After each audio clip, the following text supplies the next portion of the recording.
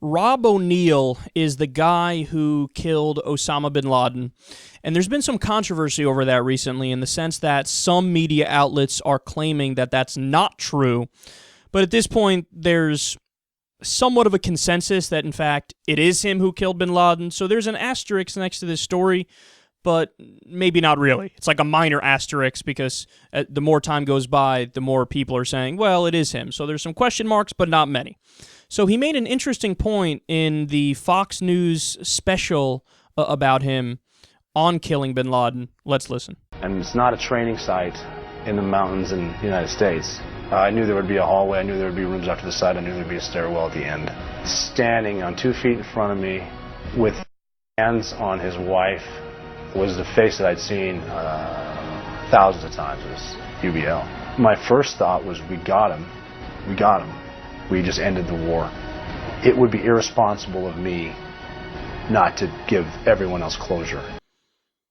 He said, we ended the war. That was their thought when they got him. We just ended the war. Now let me ask you a question. Did it end the war? Not only did it not end the war, I noticed this looking back at it. Not for a second did anybody in the media assume it ended the war. Not for a second did anybody say this should end the war. Not for a second did anybody in power bring that up and say, all right, guys, mission accomplished. Now remember, the original reason we went into Afghanistan was to do what? Destroy al-Qaeda and get Osama bin Laden. That was the whole reason that was sold to us. And what happened? We destroyed al-Qaeda and we got Osama bin Laden. Of course, we ended up getting him in Pakistan, but nonetheless, that was the goal, and hello, mission accomplished. According to our own CIA, they say less than 100 al-Qaeda operatives are in Afghanistan today. So why are we there? Why are we still there? But that's the thing that's so incredible when you look back at this. It becomes so obvious that the reasons for the war that they claimed are not the actual reasons for the war. Because if they are, again, what did they say? Even take Iraq, which of course that was a bullshit war because Saddam Hussein had nothing to do with 9/11.